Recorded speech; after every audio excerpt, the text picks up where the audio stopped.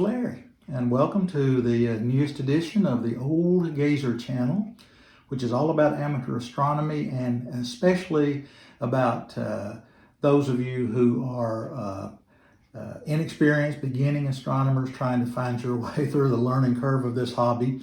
That's really what we're all about, trying to provide some practical advice, information, maybe a little inspiration to kind of help you along the way. I hope you'll find this somewhat helpful. If this is your first video, welcome. If you've been here before, then welcome back. And with that, let's get started. In this video, I want to talk about some tips for viewing and imaging the moon. Now, some of you may be saying, why do we need that? You know, the moon is easy to find. It's pretty easy to get in the field of view of your telescope. It's, not too difficult at all. In fact, the first time most people look through a telescope, it's probably the moon they're looking at. So why do we need to know, how to view and image the moon? Well, you may not need it, but I do have a few suggestions and tips and bits of information that might help you have a little more enjoyable or fulfilling session of viewing or imaging the moon. So maybe there'll be a little bit in here that'll be helpful to you, especially if you're an inexperienced beginner, and I continue to assume that that's who most of my viewers are, inexperienced beginners looking for information to help them along. So let's take a look at some tips for viewing the moon. Moon's beautiful. I mean, there's no question about that. It's a beautiful thing to view, especially the full moon shining brightly in the sky. Just a beautiful thing. It's meant so much to so many people through the history of the human race. It's been an object of worship. It's been plenty of fodder for poets and philosophers, and now it's studied determinedly by scientists trying to learn as much about it as they possibly can. But for most of us, it's just that beautiful glowing thing in the sky that we all enjoy looking at, and which we consider to be very beautiful and sometimes mysterious. Who knows really what the moon is all about. We know it's a big rock up there about 250,000 miles from the Earth, but who knows what it really is. It certainly has the capacity to thrill and impact our souls and our persons. And like I said, it's influenced a lot of poets and philosophers down through the years, and it's been a romantic symbol for many. And so let's give it its due and recognize that it's just a wonderful object to view and image and learn about and be inspired by. All right. Let's assume first thing that we want to do is look at or image the full moon. Just about everybody wants to look at the full moon. It's so beautiful. It can look so huge when it's coming up in the east in the evenings, and just shines and glows brightly in the sky up there. So let's talk about looking at the moon, the full moon, through a telescope. Now, there are two issues in viewing the full moon with a telescope that you really need to address. And let's just talk about those briefly. First of all, if you want to look at the full moon and you want to make sure the entire lunar disk is within your telescope when you look at it, you have to pay a little bit of attention to something called true field of view. Now, I did an entire video on this subject, which probably bored many of you to tears if you took the time to watch it or lasted very long. But it talked about how you need to be able to have a wide enough field of view to look at whatever object that you might want to look at in the night sky. Now, let's talk about the moon for a minute. The moon has an apparent or an angular size in the night sky of about 1/2 degree, 0.5 degrees. That's its angular size in the night sky. So if we want to view the full moon and we want the entire lunar disk in the field of view, we need to make sure that we've got a big enough field of view to accommodate at least 0.5 degrees. Now, we talked at length in that video that I referenced about how you calculate true field of view. Let's just do a quick, simple example here in case you haven't seen that video, or for those of you that have, this will be a little bit of review for you here.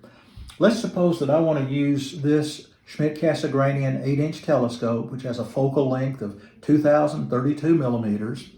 And I want to look at the moon, and I want to use this 24 millimeter eyepiece that has a 68-degree apparent field of view. Now, is that going to work? Will I be able to see the entire lunar disk with this eyepiece and that telescope? Here's the way we find out. True field of view is equal to the apparent field of view of the eyepiece divided by the magnification of the object you're looking at. So to calculate that, we have to first of all know what kind of magnification this eyepiece is going to yield when we put it in that telescope. Now that's a 2,032 millimeter focal length. This is a 24 millimeter focal length, so I've done the math already. That's a magnification of about 85x. So the magnification is going to be 85. Now this particular eyepiece has a field of view of 68 degrees. It's pretty wide, it's a pretty decent eyepiece. So if we want to calculate our true field of view, we will take the field of view of this eyepiece divided by the magnification, which is going to be 68 divided by 85, or somewhere around 0.8 or so.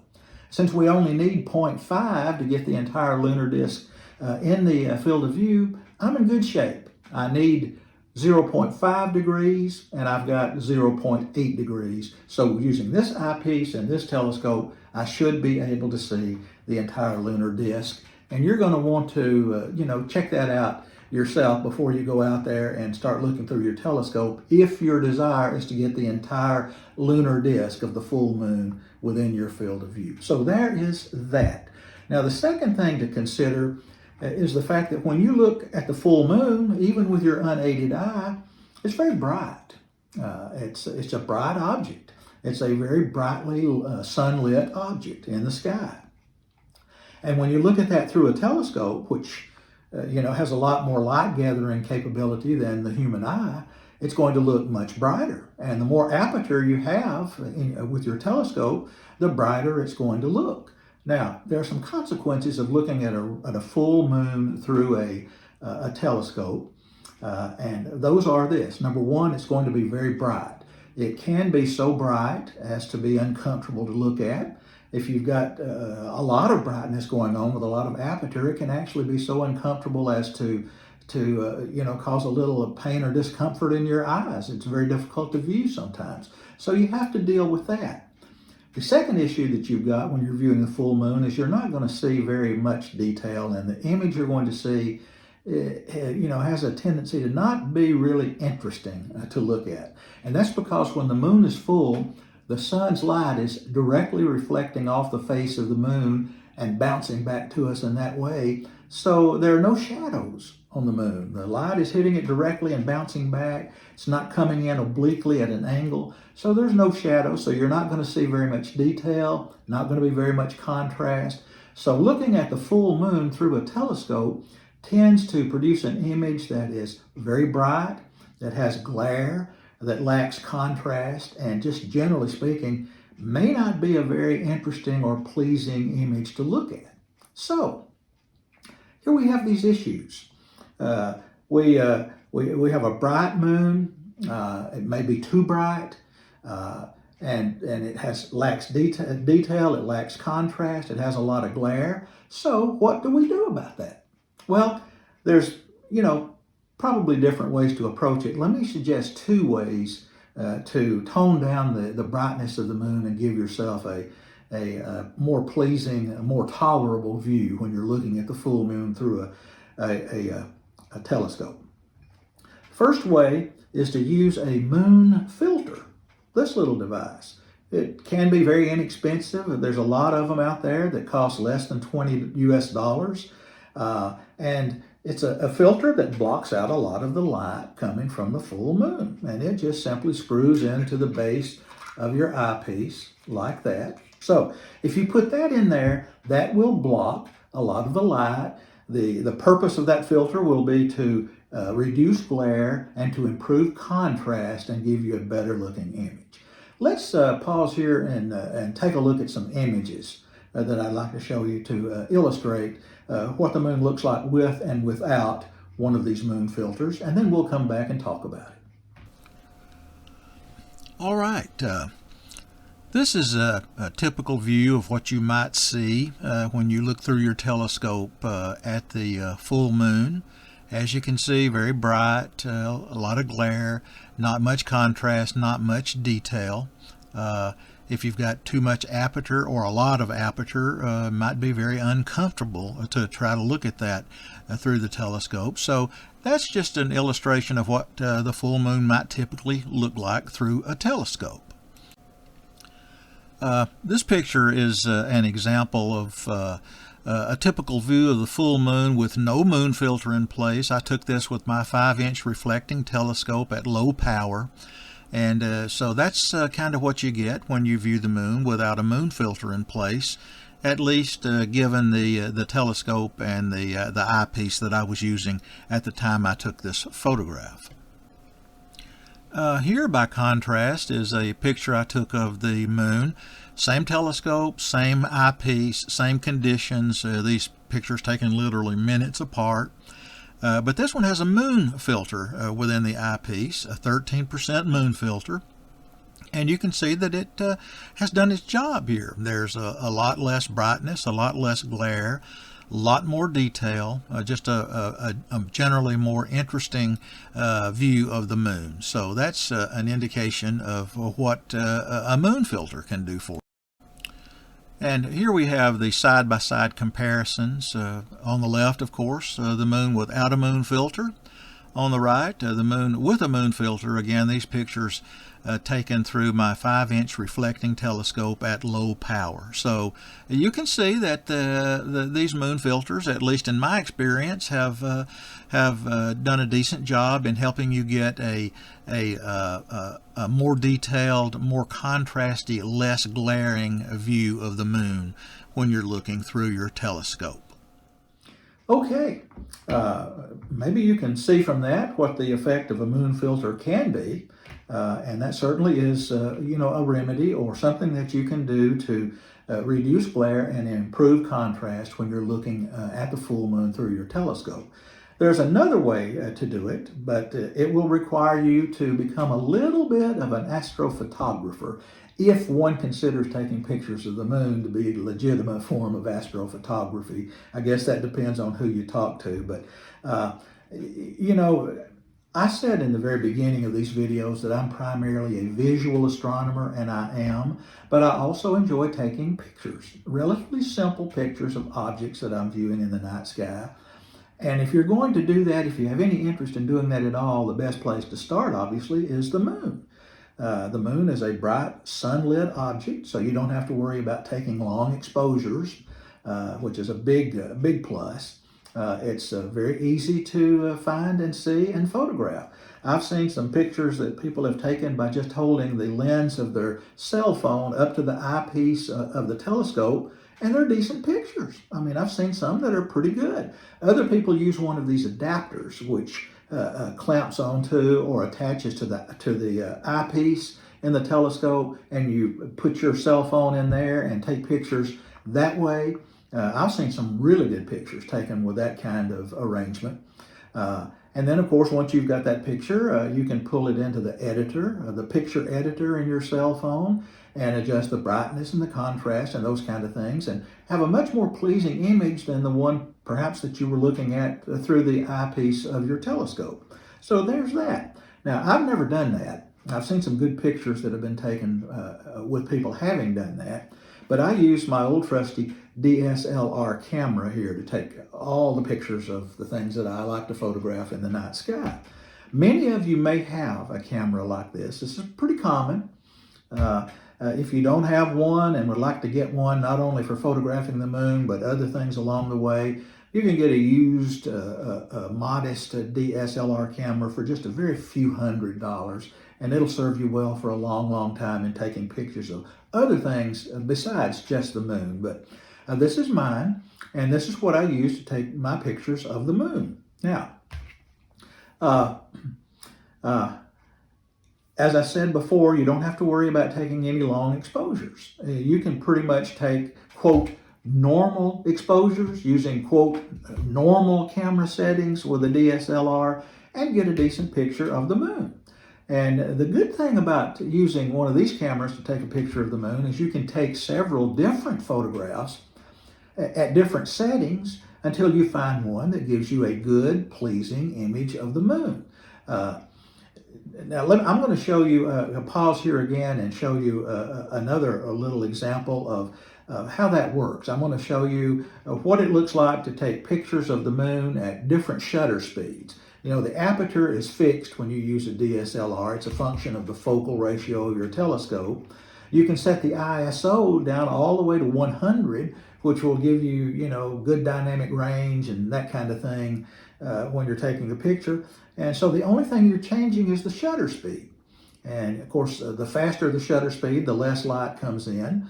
The slower the shutter speed, the more light comes in. So you can just play around with shutter speed and take pictures at different shutter speeds until you get an image that looks good enough for you, which is all that matters anyway. So let's take a look at these videos that I've taken, and I'll show you the effect of taking pictures at different shutter speeds, and I'll give you an idea of what the final result might be. Now, the goal here, of course, is to produce an image that is going to have less glare, more detail. It's going to be a much more interesting and pleasing image of the full moon than you would get by just looking at the moon just through your eyepiece alone. So that's the whole purpose and goal of this.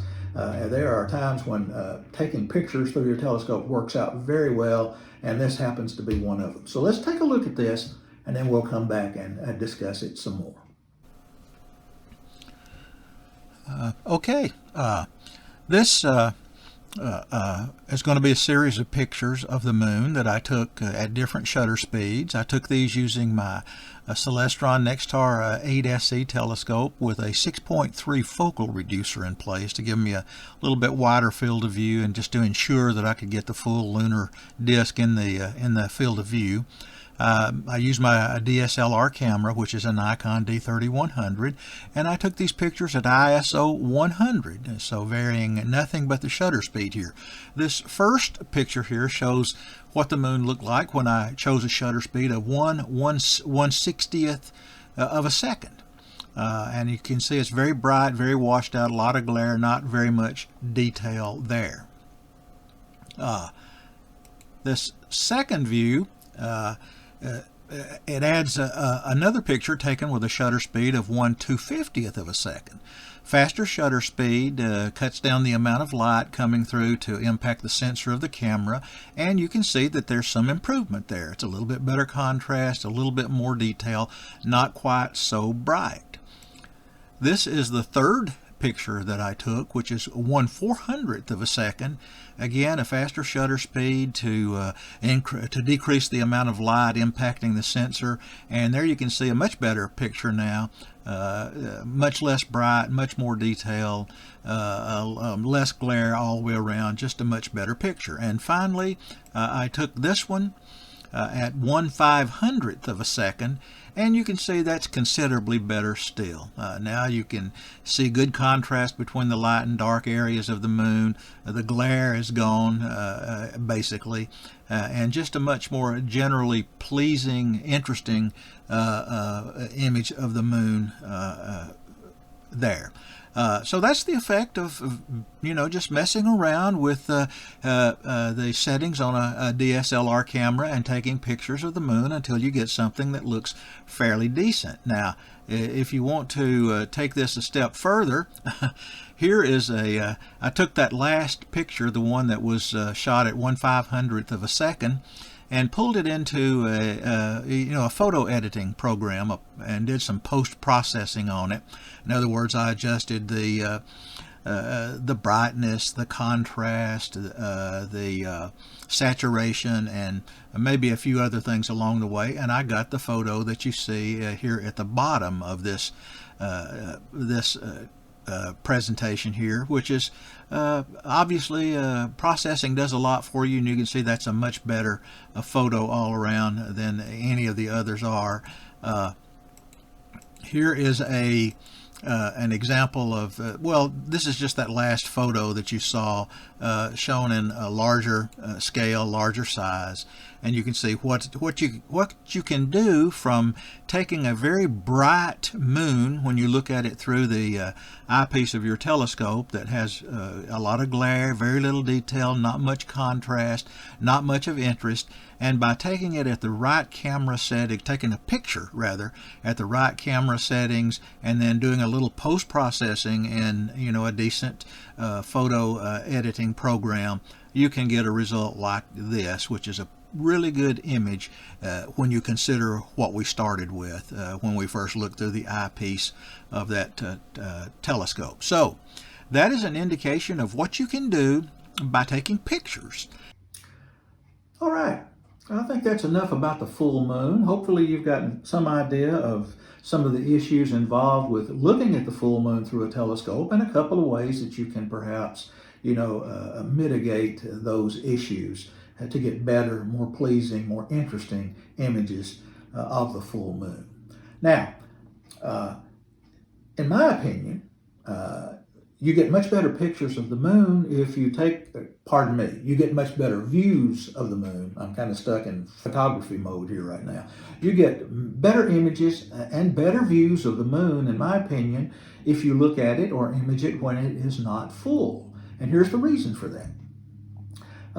As the moon passes from new moon, when it's dark, through various phases and stages, all the way up to full moon, and then it starts down again to the other side until it gets back to new moon again.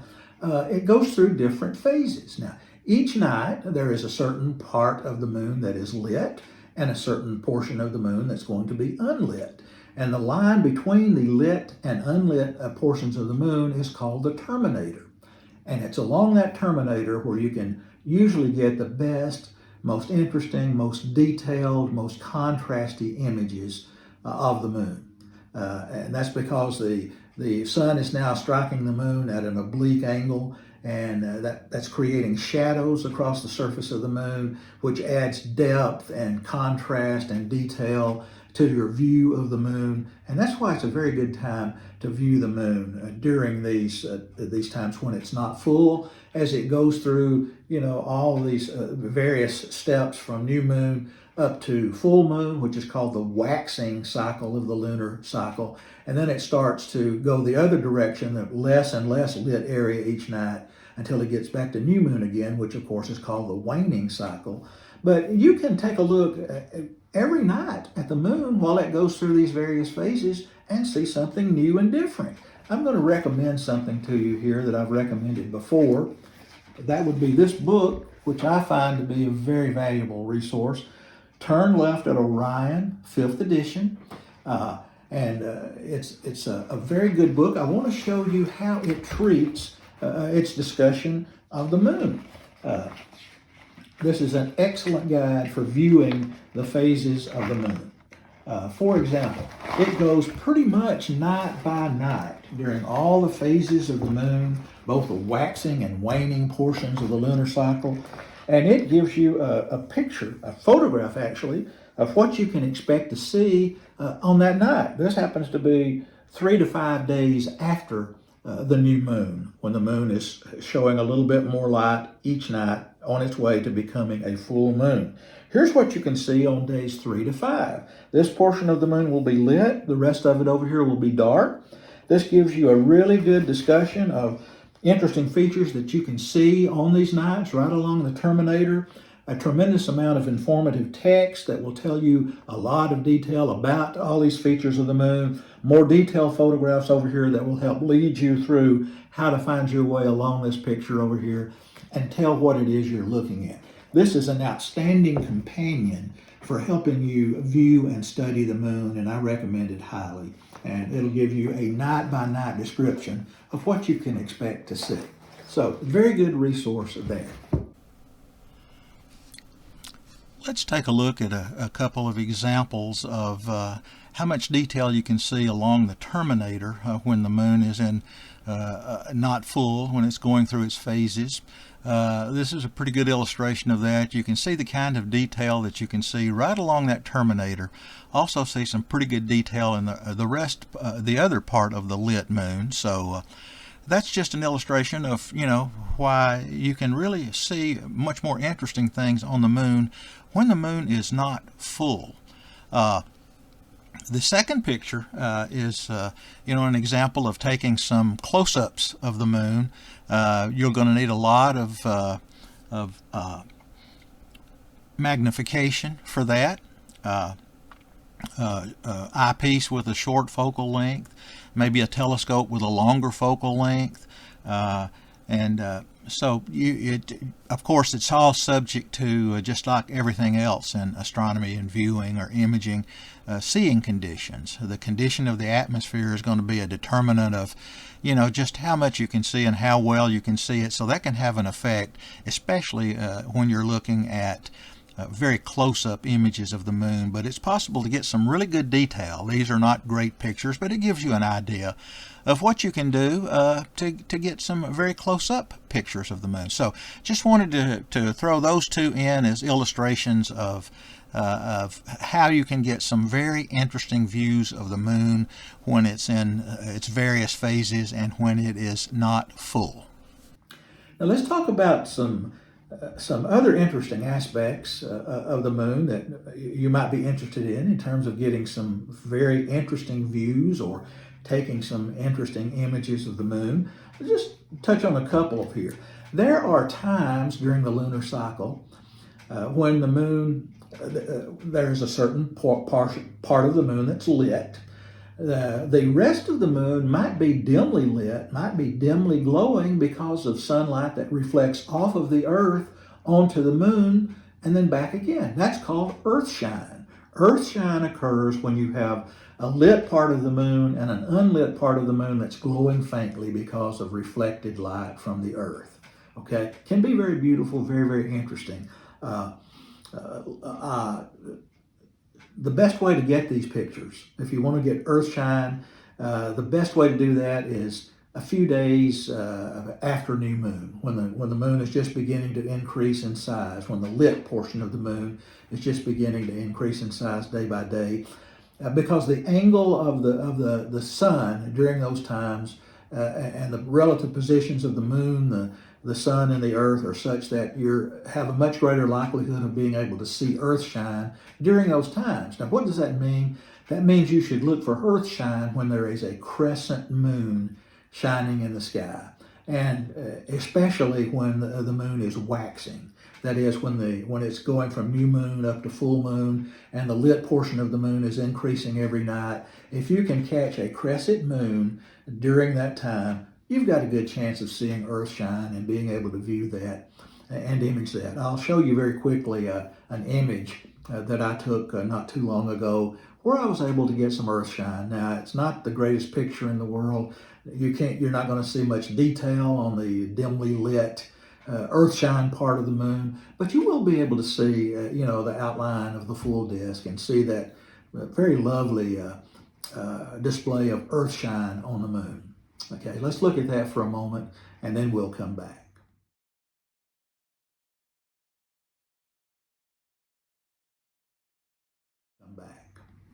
Other things to look for. The moon can sometimes appear different colors. If there is smoke or some other dense material in the air, the moon can look very reddish, a very pleasing color, a very interesting or dramatic color, actually. It can look, depending on atmospheric conditions and other things, it can appear to be different colors on different nights. You can look for that. It's always interesting to watch clouds passing over the moon, even through a telescope. Very, very interesting to see that. There's something dramatic about that as well. So get out there and try to observe the moon, on cloudy nights and look at some of those effects. One very beautiful thing that happens at times when atmospheric conditions are just right is that there will be a halo around the moon, a colored halo around the moon, and the rest of the moon may look a little hazy. Very beautiful image. I look for those, I enjoy those, and here's an example of a photograph that I took of the halo around the moon. Now, I did have to do some editing of this, but I finally got it to the point where it looked very much like the image that I was viewing through my telescope of that halo around the moon. So let's look at that and then we'll come back.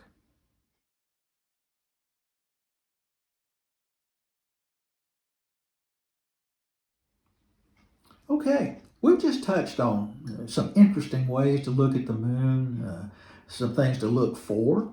Uh, uh, you know, it's just a wonderful thing to view, and it's a relatively easy thing to take pictures of. Wonderful way to get started taking some pictures of these wonderful objects that you're viewing in the night sky with much less complications than if you're viewing any of the other night sky objects. So maybe this has been helpful to some of you. Maybe you'll see viewing the moon in a little bit different light. Maybe you'll know some things to look for now, some things that might make your experience of viewing or imaging the moon a little bit easier and perhaps a little bit more satisfying. I hope so. That's been the intent anyway. So let's wrap this video up. I'll be back again soon with another video on the Old Gazer channel. Until then, let me close as always by very sincerely wishing all of you clear skies and good viewing.